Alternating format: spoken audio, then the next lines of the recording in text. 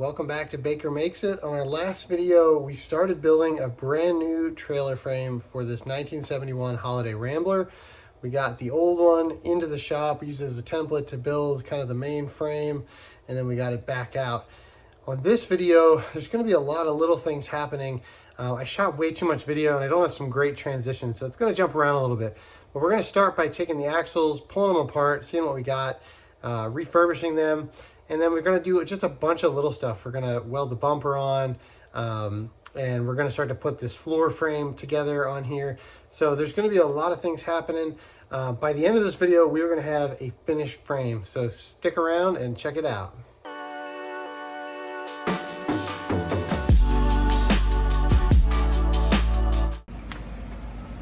Do a little grinding here on the axle. This is pretty pitted. It looks a little bit worse in the video than it is in real life, I would say. There may be, I don't know, 32nd of an inch max, maybe even less pits on here. I looked into replacing these, and a little bit of research has shown that these are probably actually 6,000 pound axles. So I talked with some friends, got some opinions. It's hard to find the exact right axle because this drop is 2.5 inches. And the 4-inch drop is the more common, and so you really can't even find this axle anywhere, which is going to make this an interesting project. But in the meantime, I pulled the hub off. It's kind of cool, as old as this is, the bearings and everything, they're the same really as modern bearings, and so you can see the drum's pretty rusty. I drove this down from Ohio like this a couple years ago, and the brakes worked really well, surprisingly. I had to put a new spring in here that I had to find that was from like a Mazda or something, because I couldn't get the parts, and so all 4 corners have new return springs. But the goal here is going to be to take this entire brake backing plate, which is this whole ring that's bolted on. You can see there's 5 bolts here. I ordered new ones of those, and I found online some measurements on these bolt spacings, and they're the same, and so I should be able to replace this. I want to try to get these drums sandblasted, so I got to hammer out the races in these and just get this fully disassembled, and then start cleaning this up ×2, and then I guess we'll get the wheels powder coated while we're at it. So got to do a little research, find a place that'll do that for me, and start getting these ripped apart.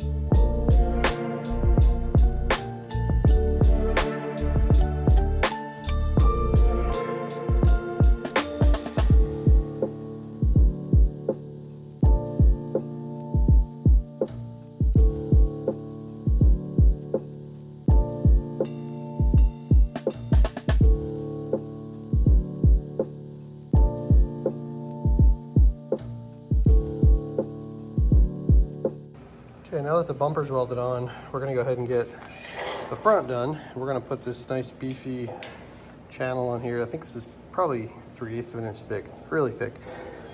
We've already welded on a piece of 1/4 inch on the front here. This was not part of the hitch kit. I added this because I just thought it made everything fit a little bit better. But the gist of what we're going to do here is we're going to grind off these corners, just round them off a little. And then this is going to get welded basically centered height-wise on here. And we're going to weld on either side of it. And then we'll come in and we'll kind of sand any of this weld that's sticking out. And then finally, we'll put these reinforcing plates. Zoom out a little bit. Put these reinforcing plates on here. These will weld onto the side of the trailer frame and then also into the side of our C-channel. That's the goal anyway, and then this will get fully welded around it. This is going to be insanely strong.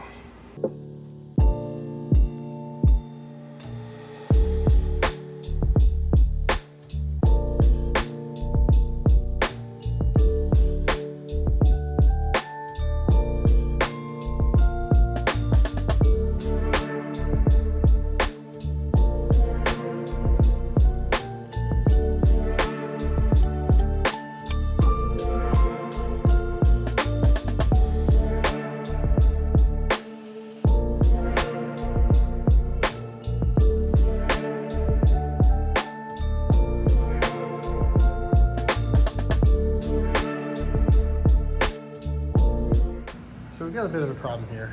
I've marked out where the center of the front axle and the center of the rear axle was on each of these. And then I just measured from the front axle all the way up to the little hole for the jack. I also tried going all the way up to the C channel on both sides. And both times that I measured it, the difference was 5/8 of an inch from this side to that side, which in my opinion means this thing's not going to track straight.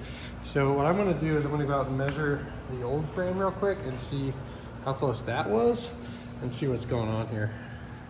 I'm going to hook my tape on here and I'm going to come back and I'm just going to pick a point. So let's say the back of this bracket. I'm going to make sure I'm looking straight up and down. It's really hard to tell on here, but it's about 116 and 3/16, or sorry, 166 and 3/16. And then over here, again, hard to tell, but on the camera, but it is within a 1/16 of an inch. So that tells me what I need to know. Okay, I think I have figured out the general strategy here. So the center line of these two axles I've got marked here. That's using the side that measured out to 34. We're just going to use that, at least for conversation's sake, but I think we're just going to go with this side. So originally the wheelbase was 34 inches, which means from that center point, it's 17 on the left and 17 on the right. When we use this new setup, if I weld this in this exact same spot, it means that the wheelbase is going to be a 1/2 inch less total than what it used to be, which means a 1/2 inch less on the right and a 1/2 inch less on the left. So what that means essentially is that center line of that axle is going to move in a 1/4 inch there, and it's going to move in a 1/4 inch there. But what I want to happen is I want the rear axle to stay put, and I want the back axle to come back the full 1/2 inch. So what that means is, instead of me leaving this here, if I bump this back a 1/4 inch, well, now this axle is going to stay put. So it's going to be a 1/4 inch closer, but then by coming a 1/4 inch back, it pushes it back. And so what that does is it takes the entire 1/2 inch that's being subtracted and it moves this bracket back the 1/2 inch. It took me a minute to work that out, but I think that's going to work. Okay, we've got all of our marks. I've got a rear hanger center mark, a center hanger center mark, and a front hanger center mark. I measured all 3 of these up to the point on the trailer, this side to that side. They are within a 1/16 of an inch from side to side.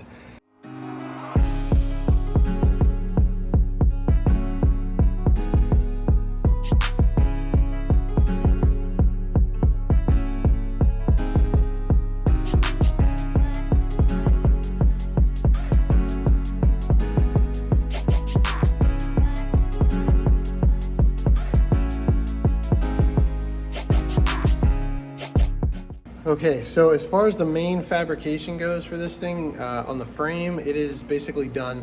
The only thing left is I gotta crawl underneath and I gotta weld all the bottoms of all these things. I hate welding over my head, and so I've intentionally waited on this, but today's the day.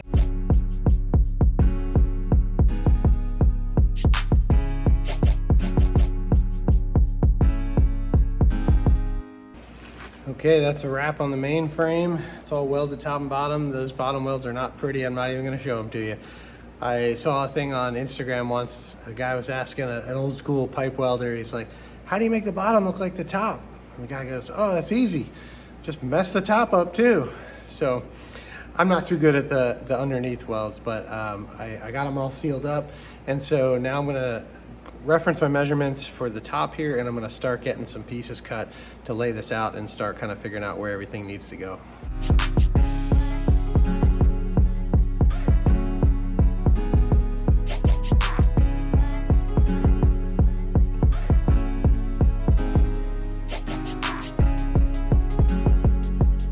Okay, so now that the frame is done, we're gonna start putting 1.5 inch square tube on top of this. Now, this is to replace what used to be 2x4s on edge that were 1.5 inches thick. So we're reframing this whole thing out of metal now.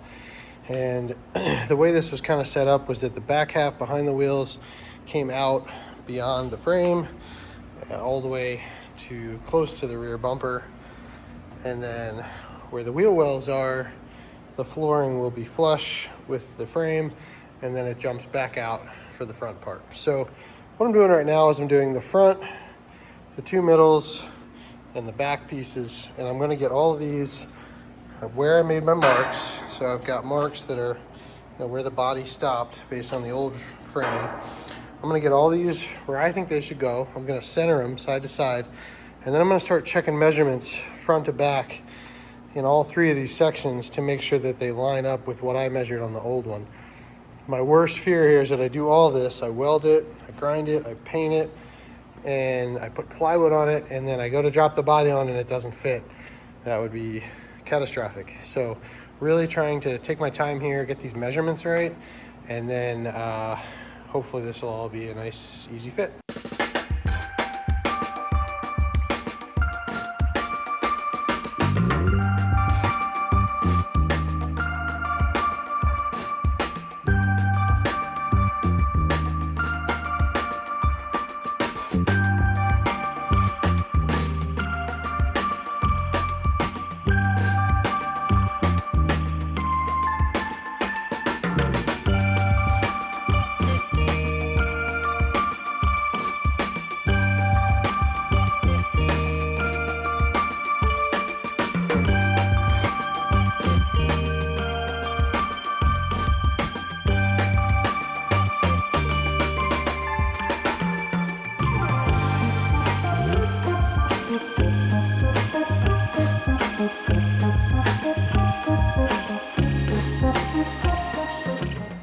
Okay, our floor frame is installed.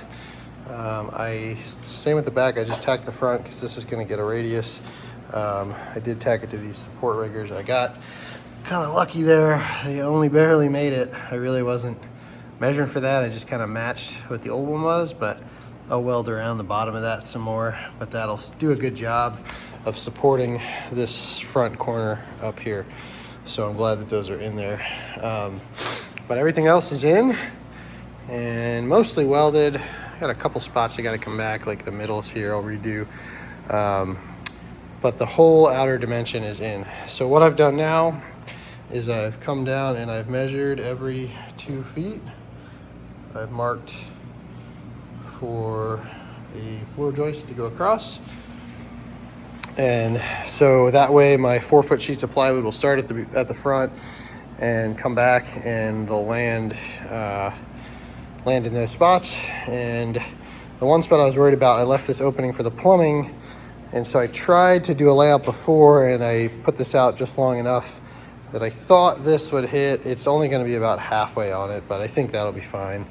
We'll weld it on, and then this next one actually is behind this rib, so I could cut this back, and I may still do that just to shed some weight off. I will have to recap the end, but I think if I do that, that'll give me a lot more plumbing flexibility there, but we'll see.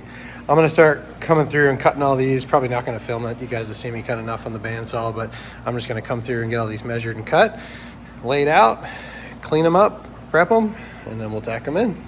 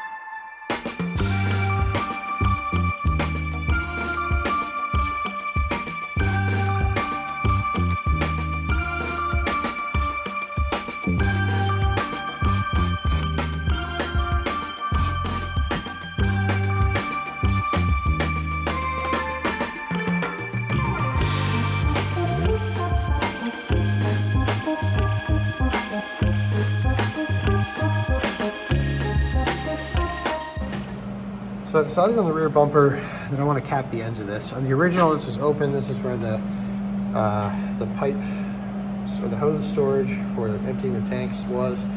But this rusted out real bad, and I think a big part of that was because it's really hard to paint the inside of a tube. So I made these caps. I've got this tacked on here, and I'm just going to weld this up, and we'll grind them up, make them smooth.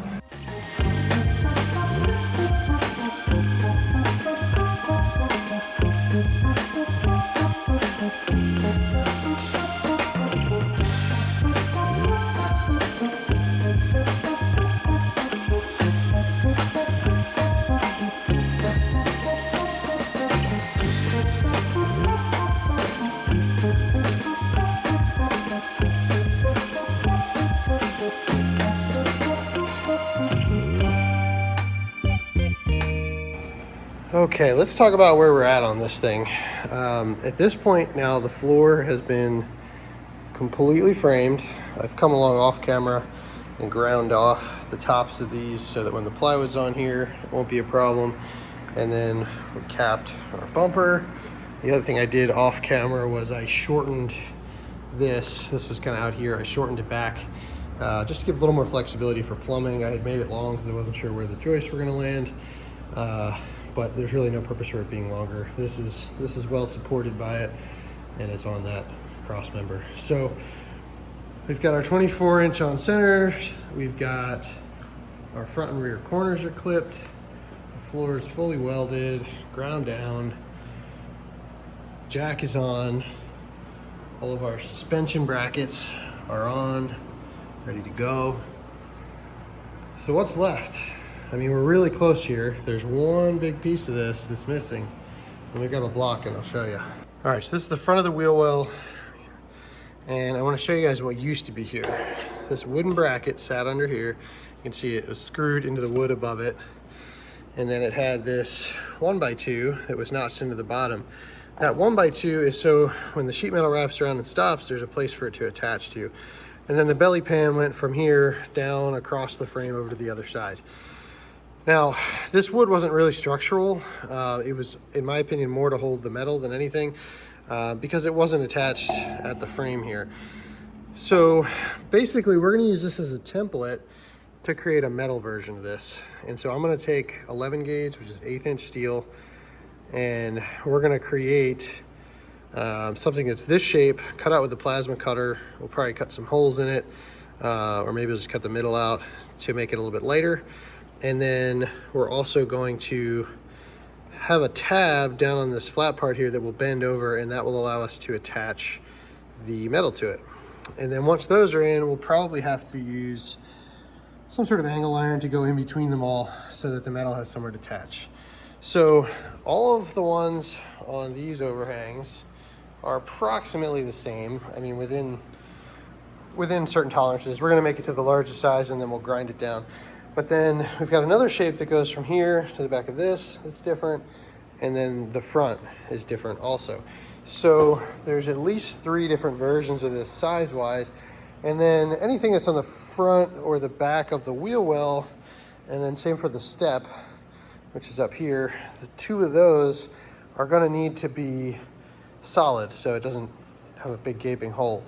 Now, I don't have the step here, it's off getting powder coated, but I probably will have to add some sort of side pieces for that and potentially some in the middle to bolt to, so that's really secure. But until I get that back, I'm not gonna do that. Now up here, we can put one here, no problem. But then we have this big gap here. And so what I'm gonna have to figure out is, can I run angle iron from this one up to this, or do I need to put a curve on that to catch the angle iron? And then up front, we've got this short stubby little section that also will get blocks down under here.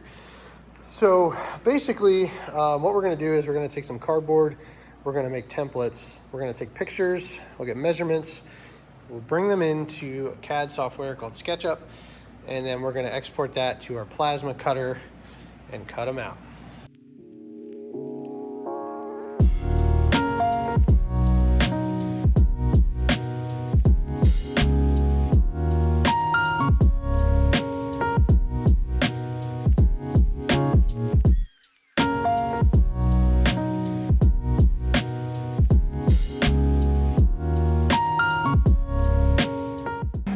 I've cut out, cleaned, deburred, prepped all of these brackets, and I've started welding them in. I just want to show you guys what I'm doing here.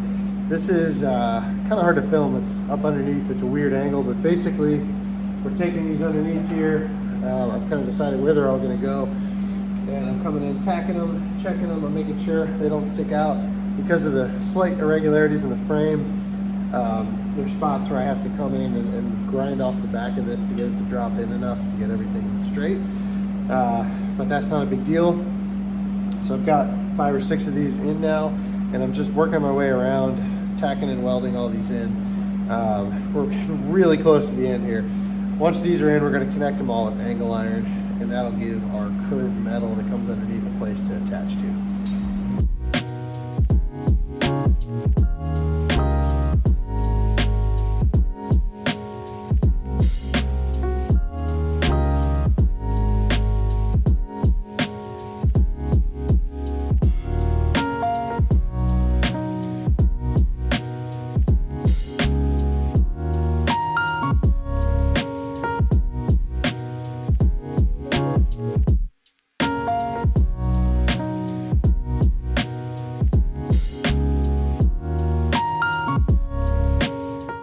So I got going here and I forgot to film a bunch of stuff, but fabrication on this thing is done.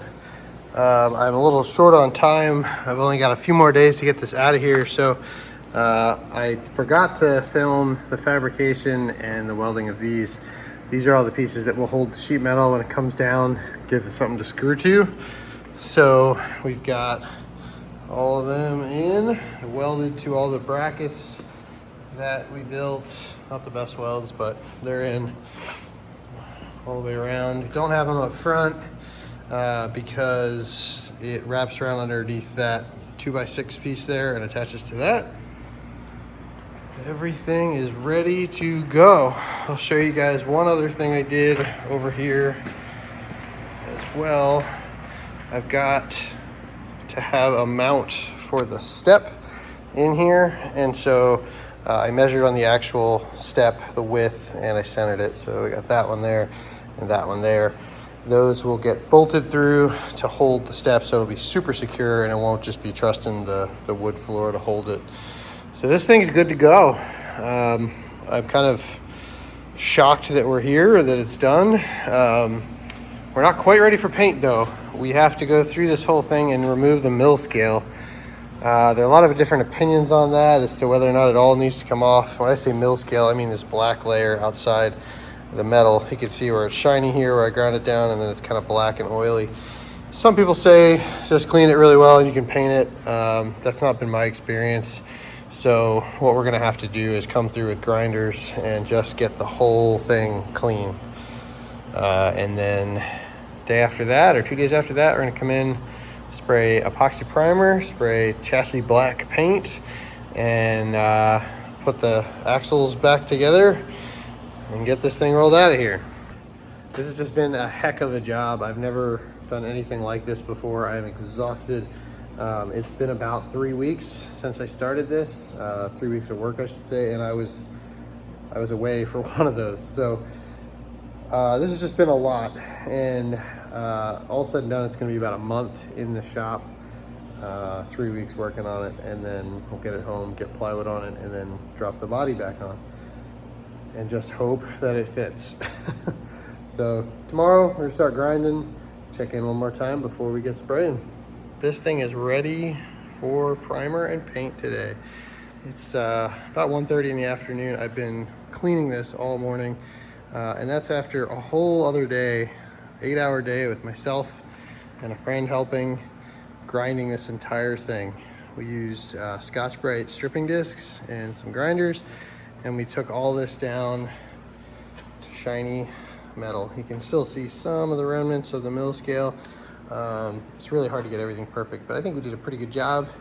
It's also hard to tell. The light kind of reflects differently, so it plays tricks with you. But anyway, this whole thing is ground down to bare metal. You can see it's nice and shiny now. And I just spent about 3 hours with wax and grease remover cleaning it up. Here's the wax and grease remover that we used. So I wiped every single inch of this 2 times, 3 times in some situations, just to get the towel clean. You can see the aftermath, just letting these rags dry out. But it's time to get this thing primed. So this is gonna be a bit of a process. I'm not sure exactly how long this is gonna take or how I'm gonna do it. I've also got some suspension components over here. These all need to get sprayed, so I'll spray them and then flip them. And then I've got myself a little table set up here. So I'm gonna read through my instructions on the primer real quick and get set up to spray.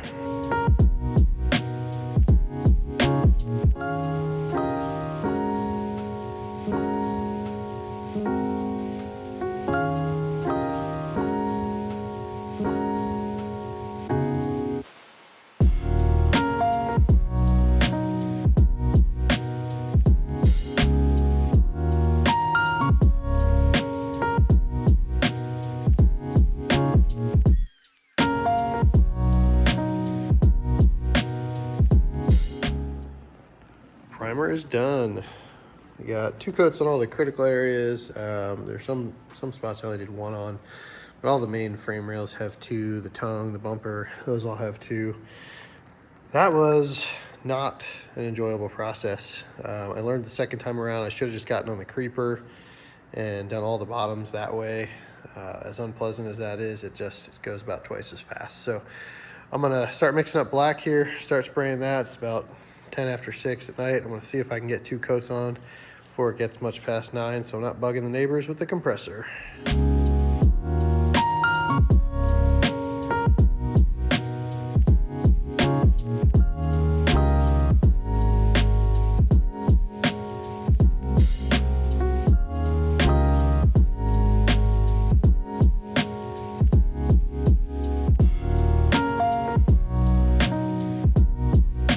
Holy cow, this thing is finally done. What a job that was. I am exhausted.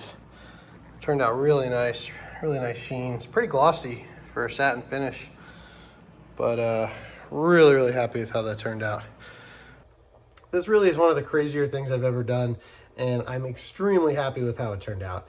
I'm sure people are gonna find things that I did wrong. I'm sure I'm gonna find things that I did wrong, but I'm really proud of how this project went beginning to end for never having done this before. And I think it's a million times better than what it was. So this is just one video out of many. We're gonna be continuing this process. The next video is going to be putting the suspension together, putting the axles back on, wheels, brakes, tires, all of that, and getting this thing rolling down the road. So subscribe to this channel, Baker Makes It, and follow along for the next video. Thanks, everyone.